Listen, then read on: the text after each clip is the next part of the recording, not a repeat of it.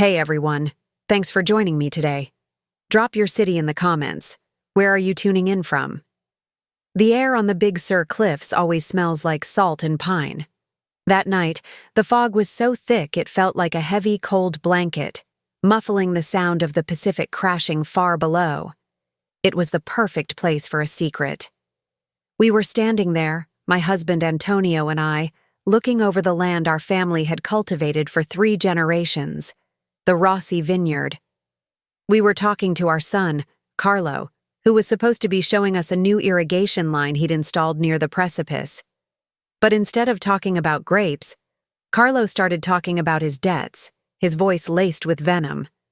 He didn't ask for help. He spat accusations. And then, he lunged. He shoved Antonio hard, right toward the crumbling edge. I screamed and grabbed Antonio's jacket, but Carlo, fueled by a terrifying desperation, turned and shoved me too. We tumbled over the short, dry retaining wall, down the steep, scrubby incline, barely catching ourselves on a rocky outcrop 100 feet above the crashing waves. My arm was bleeding, my chest burning. Above us, Carlo peered down, his silhouette massive and monstrous in the swirling fog. He waited a moment, clearly listening for the splash he expected, then turned and ran. Antonio, choking back a cough, gripped my shattered hand. His whisper, ragged with terror and pain, was the most chilling thing I'd ever heard. Pretend we're dead. If he thinks we're dead, we can find out what he was hiding. I'm Marisa Rossi, 60 years old. My life has been intertwined with the soil and the sea of Big Sur. For the past 20 years, Antonio and I have poured our souls into the Rossi vineyard, transforming it from a local farm into a prestigious name in California winemaking. We weren't just wealthy, we were legacy. My flaw was that I loved my son Carlo too fiercely, too blindly. I was so focused on making sure he had a perfect future that I failed to see the rot developing beneath the surface. Carlo, 35, was supposed to be the 4th generation to run the vineyard. He was handsome, charming, and utterly entitled. His wife, Sofia, 30, was a high-powered, high-spending former business consultant who treated our ancestral home like a set piece for a glossy magazine. The red flags now seem obvious, but at the time they just seemed like the stress of modernity. Carlo and Sofia suddenly insisted on massive increases in both Antonio's life insurance policy and the vineyard's catastrophic damage coverage, claiming it was responsible management. They took control of all the business banking, citing my and Antonio's need to relax. I should have seen that their sudden obsession with insurance wasn't about protection. It was about payout. Then there was the debt. Carlo became obsessed with a flashy, failed side venture in Napa, an artisanal distillery that hemorrhaged money.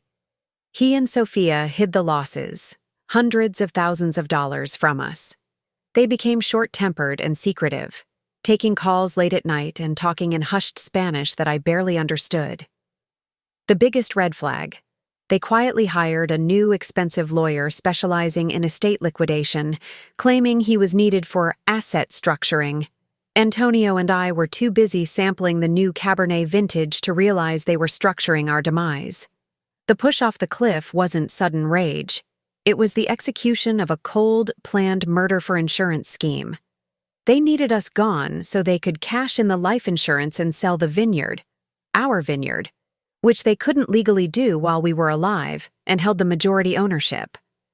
The moment Carlo's footsteps faded away, we knew we couldn't climb back up.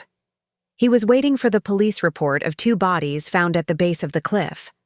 We were alive, badly scraped and bruised, but utterly betrayed. "The Coast Guard search will be out tomorrow," Antonio, a former Marine, rasped. "We can't be found. We need a ghost town." We managed a grueling descent down the rocks, moving away from the area they knew. We called the one person we knew we could trust, Isabella, Antonio's niece, a retired security systems expert who lived in a remote cabin 10 miles inland. Isabella became our lifeline and our technical ally. She drove to a pre-arranged rendezvous spot, arriving with a medical kit, food, and her high-tech surveillance gear. We were dead, We moved into her remote, dusty cabin, staying off the grid, watching the news reports of our presumed tragic accident. While the world mourned us, we went to work, with Isabella's help, gathering the evidence we needed for the ultimate revenge. We focused on 3 things: the motive, the murder attempt, and the money. We needed proof of Carlo and Sofia's hidden debt. Isabella, using her contacts, managed to get a digital trace on some of Sofia's encrypted correspondence. We found chilling messages between Sofia and a high-interest lender in Nevada, confirming a massive 6-figure personal debt tied to the failed distillery venture, the core of the plot. We knew they were selling the vineyard, but we needed the contract.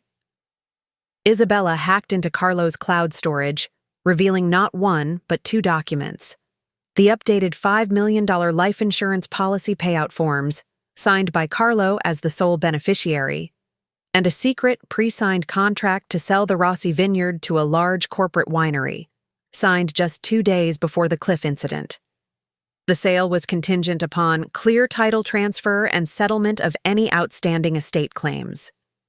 They planned to kill us, collect the insurance, and sell the family legacy in less than a month. The final, essential piece. Isabella pointed her high-powered, long-range security camera at the area of the cliff where Carlo had pushed us. We knew he would return. And he did. 3 days after the search was called off, Carlo and Sofia returned to the cliff at dusk. The footage captured them laughing, toasting with champagne, and Carlo casually kicking a loose rock off the edge to make sure the evidence was gone. The entire callous act was recorded, complete with clear audio. The betrayal was now a matter of cold, undeniable fact. It wasn't just greed. It was premeditated attempted murder, insurance fraud, and conspiracy. My heart was a stone. The son I loved was a monster who would bury his mother for a check. There would be no reconciliation, only justice. The plan for the climax was audacious, inspired by Antonio's military precision. We would not file a police report while alive. We would use our memorial service, the moment of Carlo and Sofia's ultimate triumph and supposed inheritance, to reveal the truth. We needed the element of total surprise and the maximum number of witnesses. 3 weeks later, the memorial service for Antonio and Marisa Rossi was held on the grounds of the Rossi vineyard, overlooking the sea. It was a grand affair, designed by Sofia, who clearly saw it as the launch party for her new corporate future. Carlo, pale and tearful, stood at the podium, delivering a eulogy thick with fabricated grief and crocodile tears. He finished his speech, his voice breaking dramatically. My parents.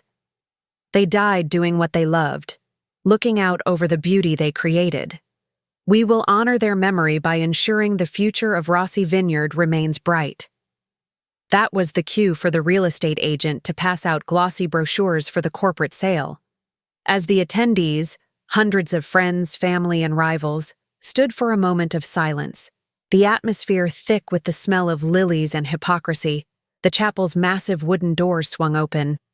The lights went down, and a powerful spotlight snapped on, illuminating the entrance. Standing there, side by side, bruised but impeccably dressed, were Antonio and I, Marisa and Antonio Rossi. A collective scream erupted from the crowd. People were fainting, shouting, and backing away in terror. Carlo and Sofia, standing rigid at the podium, looked like they had just seen the literal ghosts of Christmas past. I walked slowly down the aisle, my gaze locked on Carlo. Antonio followed, his frame radiating silent, terrifying authority. When I reached the podium, I took the mic from Carlo's paralyzed hand. Thank you, Carlo, I said, my voice strong, cutting through the chaos. That was a beautiful eulogy for 2 people who are very much alive. I then looked at the crowd. We are not dead. We are witnesses. I nodded to Isabella, who was positioned near the sound booth. The huge video screen, which had been showing a montage of our best moments, suddenly switched to the night vision footage of the cliff. Carlo pushing us over the edge, followed by the image of him and Sofia toasting our demise. The volume was up, and their callous laughter echoed through the chapel. The crowd erupted again, the sound now of righteous outrage. The screen then flashed to the secret contract for the vineyard sale. Sofia finally found her voice, letting out a primal shriek and lunging toward the exit. But it was too late. The sheriff's deputies, whom Isabella had contacted once we confirmed the plot and the funeral date, moved in. They slapped cuffs on a sobbing Sofia and a completely defeated, catatonic Carlo, charging them with attempted murder, insurance fraud, and conspiracy. The crowd watched in stunned silence as our own son and his greedy wife were led away in front of our life's work. The reclaiming of a legacy. The consequences were total. Carlo and Sofia were denied bail and are currently facing severe felony charges in California. The video evidence of the attempted murder, combined with the paper trail of the fraudulent insurance claims and the sale contract, made the case open and shut. Their massive debt became a civil matter, ensuring the life insurance and vineyard remain firmly in our control.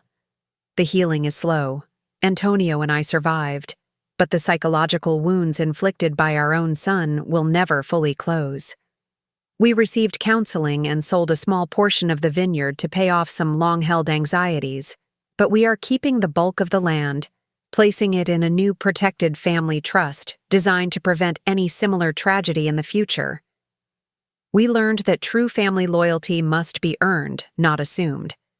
We emerged from this ordeal not as victims, but as survivors who chose justice over silence. We are alive, and we own our legacy. We are surrounded by the true family and friends who wept for us, and we are working hard to find joy in the simple taste of our own wine again. The price of our son's greed was his freedom.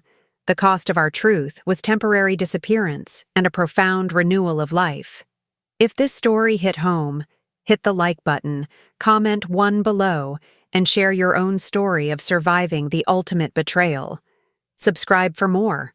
I'll be back soon with another tale.